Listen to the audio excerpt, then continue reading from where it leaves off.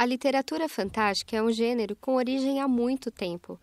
Povos da antiguidade contavam histórias e arranjavam significado para o que ocorria na natureza através de criaturas mitológicas. Atualmente, vivenciamos um boom de histórias sobrenaturais, mas esses seres fantásticos sempre estiveram vivos em livros e na fala das pessoas. No Brasil, temos alguns escritores da literatura fantástica. Dentre eles está Julia Moon. Formada em publicidade, a escritora conta a seguir um pouco sobre sua história até chegar ao mundo de vampiros e seres místicos.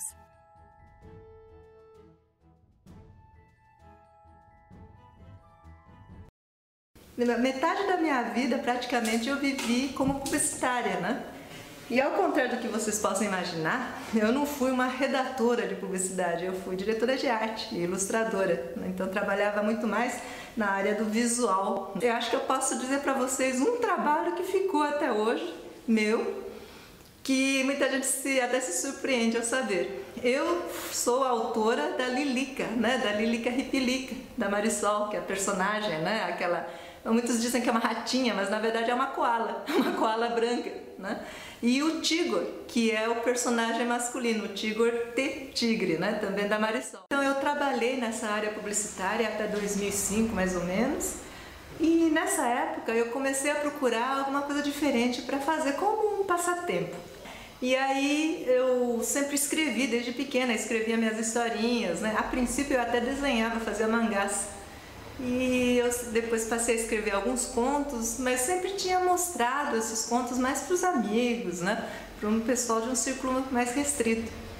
E nessa época, em 2000 mais ou menos, eu comecei a entrar em alguns grupos da internet, né? Estava na época dos Yahoo, né? Yahoo Groups, que as pessoas que tinham os mesmos interesses se reuniam, trocavam mensagens tal, por e-mail.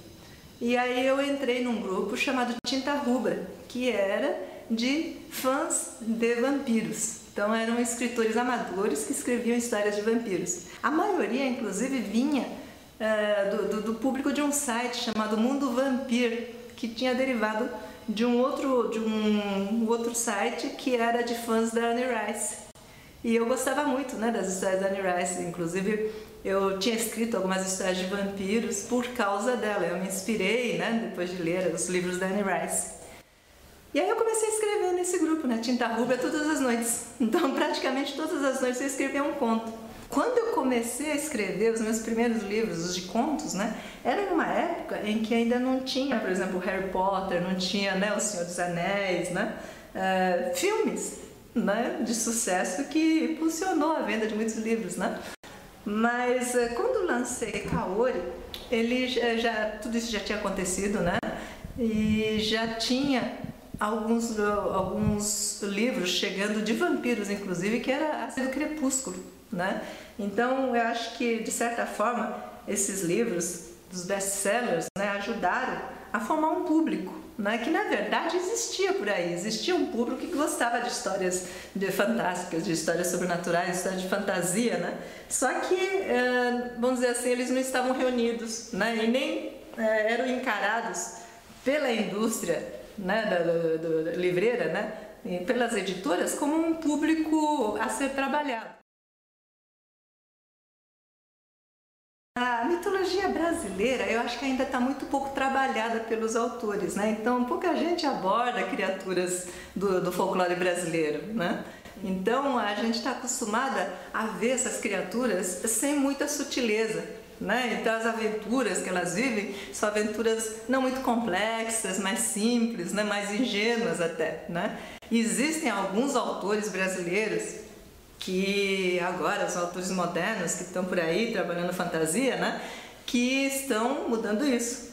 Mas, no geral, eu acho que os mitos brasileiros foram um pouco trabalhados. Os mitos japoneses são muito ricos, né? Então existe várias características, né, que acho que fica bem longe da mitologia brasileira, inclusive em termos de complexidade, porque já são milhares de anos, né, de trabalho, né, de autores e de pessoas, né, contando as aventuras dessas criaturas. Mas só para vocês terem uma ideia, né, eles fazem criaturas sobrenaturais até de objetos, né? Então, por exemplo, os Tsukumogami, que aparecem, né, no Kaori 2 são criaturas de objetos que têm mais de 100 anos. Então, depois de 100 anos, né, de serviços prestados, né, esses objetos adquirem vida, né, e podem se voltar contra você se eles são maltratados ou são jogados fora, né?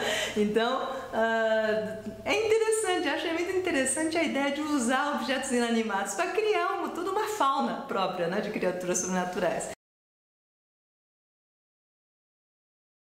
Eu tenho muitos leitores que gostam de anime, de mangá, né? Até acho que por causa da cultura japonesa, né? Que eu coloco nos livros. E eles, inclusive, fazem cosplays dos meus personagens. Então, vêm vestidos, né? Como a Kaori, como a Umitsu, né? Quando a gente percebe que tem uma outra pessoa lendo, né? E curtindo o seu trabalho, acho que não tem uma inspiração maior do que essa.